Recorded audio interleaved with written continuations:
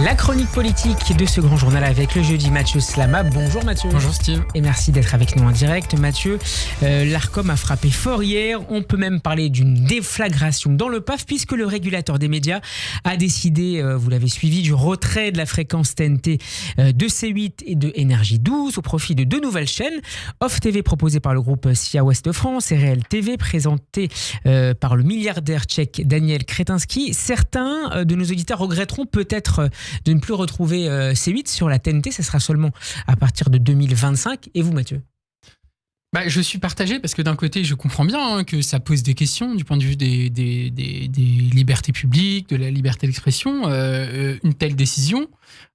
Mais d'un autre côté, il faut bien comprendre aussi que quand on fait partie de la TNT, on a des obligations. Et que quand on a une séquence dans la TNT, on signe un document qui prouve qu'on est d'accord avec ces obligations. Et le problème en fait qui s'est posé autour de C8, c'est pas C8 en fait, c'est TPMP. L'émission TPMP de Cyril Hanouna. C'est pas C8, c'est TPMP, c'est l'émission de Cyril Hanouna.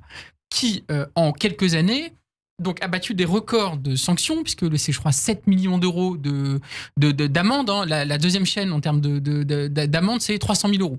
Donc, on voit un peu la différence entre, d'un côté, cette émission et le reste du PAF, premièrement. C'est une trentaine de sanctions en tout genre, de rappel à l'ordre de la part de l'Arcom, encore une fois, en quelques années. Donc, record de sanctions et en même temps record d'audience. Record de sanctions, record d'audience. Alors oui, déjà, ça nous dit aussi un peu de les dilemmes de l'audimat. Est-ce qu'il faut toujours aller plus loin pour faire de l'audimat, etc. Mais surtout, ça nous pose la question de ce qu'est devenu cette émission TPMP. Moi, je l'ai regardé beaucoup il y a quelques années, quand c'était une émission de télévision. Sur la télévision, c'était très dépolitisé. Ça parlait pas du tout de politique. Il y avait un côté assez Ruquier. On a tout essayé de l'époque. Peut-être que les gens qui nous écoutent sur France 2. Sur France 2, avec une bande, et Cyril Hanouna qui a beaucoup de talent. Enfin, je veux dire, c'est quelqu'un qui a apporté une touche à la télévision. Et puis alors, j'ai assisté, comme beaucoup d'autres, à la dérive populiste de cette émission, qui s'est mise donc d'une part à parler de politique, mais ça c'est le droit de cette émission, mais c'est une émission qui s'est mise à tourner mais dans un populisme assez effrayant, avec des propos absolument inadmissibles qui ont été tenus, de l'homophobie, tout un tas de choses qui sont vraiment détestables, des invités de plus en plus d'extrême droite. C'est quand même, cette émission-là, c'est l'émission qui a rendu célèbre Jean Messia, qui est une des personnalités d'extrême droite les plus influentes aujourd'hui. Il faut bien se rendre compte de ce qu'a été et de ce qu'est encore TPMP. Et juste pour finir, il y a eu aussi, je pense, une idéologie qui a été promue par TPMP, je le redis, très populiste, qui fait que le RN aussi a pris beaucoup d'espace médiatique et aussi a gagné du terrain idéologiquement. TPMP, je crois, a fait beaucoup pour la victoire culturelle de l'extrême droite dans ce pays. Et c'est ça aussi. Mais c'est aussi parce que sujet. Peut-être que l'émission a voulu représenter une partie de ce que pense l'opinion publique. Alors, oui, mais premièrement, elle aurait pu représenter aussi de l'autre côté beaucoup plus des idées humanistes, des idées progressistes, et elle ne l'a pas fait. Ça, c'est une chose. Et deuxièmement, il y a des choses je suis désolé, que les autres chroniqueurs le font pas. Il y a des choses qui sont inacceptables. Il y a un chroniqueur dans cette émission qui est Gilles Verdez, qui est à peu près le seul chroniqueur de gauche. Mais quand vous regardez l'émission, quand vous regardez les extraits, c'est très caricatural par ailleurs. Il est caricatural peut-être, mais bon, en tout cas, c'est le seul qui est apparenté vraiment de gauche dans cette émission, et il se fait constamment humilier dans l'émission. Il se faisait constamment humilier. Et donc, en fait, c'est un dispositif qui empêche la parole humaniste, progressiste, de s'exprimer. Mais donc, voilà, il y a un moment où je pense que l'Arcom s'est dit, on peut pas continuer à laisser faire ça n'est pas possible.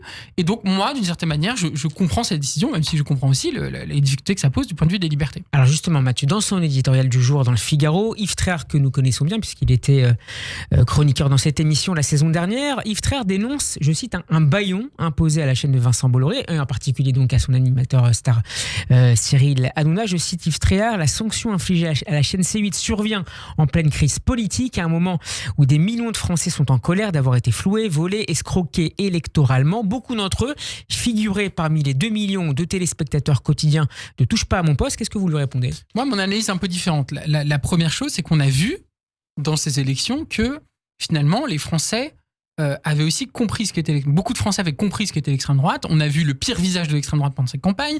On a vu des dérapages délirants. On a vu des propos racistes, antisémites, complotistes, etc. de la part de candidats.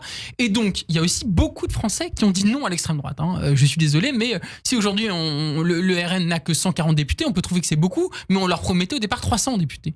Donc, d'abord, il y a eu quand même un message du pays contre l'extrême droite.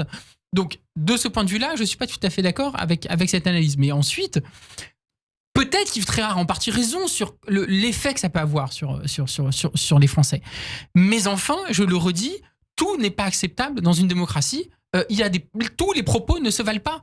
Quand vous avez d'un côté des propos qui poussent à la haine, des propos qui sont excluants, des propos qui sont discriminatoires, quand vous avez, moi je sais pas, un animateur qui se met à insulter littéralement un député de la nation, quoi qu'on pense de ce député par ailleurs, Louis Boyard, ça va pas du tout. On n'avait jamais vu ça dans l'histoire de la télévision. Donc, je passe sur des séquences avec, par exemple, Loana, qui est totalement humiliée, fragilisée, et qui était particulièrement choquante, ou d'autres propos, tout à fait choquants. Bref, tout n'est pas acceptable dans une démocratie, et surtout, je dirais, toutes les paroles ne se valent pas. On ne peut pas comparer des paroles humanistes, progressistes ou informationnelles, si je puis dire, et des paroles qui font mal à la démocratie. Je crois que, hélas, TPMP était devenue une émission qui faisait du mal à la démocratie. Ceci étant dit, Mathieu, il est assez évident que Cyril Hanouna rebondira, probablement d'ailleurs sur le groupe Bolloré. On parle même peut-être d'une arrivée après 2025 de TPMP, ou en tout cas d'une émission de Cyril Hanouna sur la chaîne phare du groupe, à savoir Canal+. Qu'est-ce que la décision de l'Arcom changera dans ce cas-là ? En effet, de ce point de vue-là, il est assez évident, très probable en tout cas, que TPMP renaisse, alors peut-être d'une autre manière, j'en sais rien, mais sur Canal+, ou sur une autre chaîne, sachant peut-être que sur Cyril Hanouna restera, après ses interventions d'une semaine pendant la campagne sur Europe 1, et qu'il aura désormais une émission tous les après-midi sur Europe 1. Oui, donc en plus, il y a Europe 1, donc bref, il y a tout le groupe Bolloré qui, de toute manière, trouvera une place à Cyril Hanouna, et en effet, TPMP risque de continuer à exister. Mais cette décision, je pense, elle est symbolique parce que, au fond, on disait souvent, mais à quoi sert l'Arcom ? Et quand on entendait des discours assez délirants tenus sur CNews ou sur TPMP, on se disait, mais là, les sanctions, ça n'a pas d'effet, puisqu'on voit bien que ça continue. Donc je pense que, d'un point de vue stratégique, en tout cas du point de vue de l'Arcom, je pense que cette décision est aussi un signal envoyé qui est de dire on sert à quelque chose dans ce pays, on a un mandat, on a une mission et on est là pour le faire respecter. Et si une chaîne dérape trop, on peut prendre des décisions radicales. Les sanctions financières n'étaient pas suffisantes. Et non, parce qu'on voyait que ça changeait rien. Et je pense que c'est aussi un message envoyé à CNews, qui quand même a aussi accumulé les dérapages ces derniers temps. Et qui a été très peu sanctionné. Et qui a été beaucoup moins sanctionné, en effet. C'est pour ça qui a été beaucoup moins sanctionné. Mais c'est aussi, je pense, un signal envoyé à un certain nombre de chaînes dans lesquelles il y a parfois des dérapages, et un signal envoyé de manière générale aux médias qui est de dire attention, on n'est pas seulement cette instance régulatrice qui fait des décisions symboliques. Non, on peut prendre des actions importantes comme celle-ci. Donc on verra après les faits. Dans des médias classés à droite comme à gauche d'ailleurs. Oui, bien sûr. Tout type de médias, absolument, vous avez raison. Mathieu, deuxième sujet qui vous inspire aujourd'hui, il nous reste à peu près 2 minutes, c'est évidemment les Jeux Olympiques. Paris bloqué, Paris entravé par les barrières de sécurité et le retour des QR codes. Est-ce que c'est pas néanmoins le prix à payer pour assurer des Jeux sans terrorisme et sans menace sur le plan de sécurité de manière plus générale ? Alors évidemment qu'il faut de la sécurité, mais je vais me permettre un petit commentaire un peu plus général. Je suis un peu dégoûté de ces JO et je n'aime pas du tout ces Jeux Olympiques. Il y en a peine de commencer. Ouais, mais je suis dégoûté de toute cette ambiance. Je n'aime pas du tout la démesure sécuritaire, vous l'avez dit, de cet événement, les grillages dans Paris, les QR codes dont on nous avait dit pendant le Covid, ça sera juste pour le Covid, soit dit en passant, la vidéosurveillance algorithmique dans les stades, la vidéosurveillance générale qui va être utilisée. Mathieu, vous avez aussi en tête ce qui s'est passé au Stade de France pour la finale de Ligue des Champions, il y a tout ça aussi. Mais les libertés publiques, c'est une chose importante, et on sait que on fait des expérimentations lors de ce type d'événement, et après, ça rentre dans le droit commun, et c'est ça, moi, qui m'inquiète. Donc je n'aime pas ça. Je n'aime pas aussi la débauche de sponsoring qu'on est martelé dans l'espace public, à la télé, etc. Je trouve que ces JO sont quand même aussi le royaume un peu du fric, des sponsors, etc. Moi, je n'aime pas du tout ça. Je n'aime pas qu'Emmanuel Macron en ait fait un instrument politique de com. Je n'ai pas aimé l'intervention d'Emmanuel Macron pour dire on verra après les JO pour nommer un Premier ministre. Pardon, politique, mais voilà, d'un point de vue démocratique, moi, ça m'a profondément heurté ce discours-là. Je n'ai pas non plus aimé qu'on interdise, je suis désolé, qu'on interdise à une sprinteuse française de porter son voile.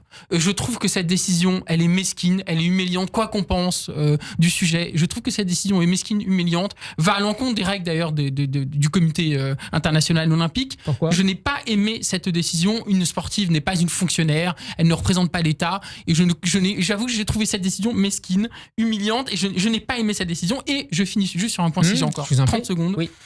Je n'aime pas, pendant ces JO, alors je sais que certains vont pas aimer ce que je vais dire, mais la surenchère de nationalisme. Les JO, c'est vraiment le moment où c'est l'esprit nationaliste qui l'emporte, les hymnes, les drapeaux, la ferveur patriotique, c'est etc. pas forcément mal, le nationalisme, là, moi, en l'occurrence. Moi, j'aime pas ce chauvinisme exacerbé, j'aime pas ces symboles-là, j'aime pas c'est pas ce au moment côté-là. Aussi où les sociétés se retrouvent aussi derrière une équipe, parce que derrière un champion. C'est plus, ça divise. Je trouve que le nationalisme divise beaucoup plus qu'il n'unit. Et j'avoue que les Jeux Olympiques, comme ce type de grands événements sportifs, met en avant les symboles, les codes nationalistes, nationaux, etc. Moi, j'aime pas du tout ça. Ça me dérange, ça me met mal à l'aise. Vous aimez le sport, Mathieu ? Voilà.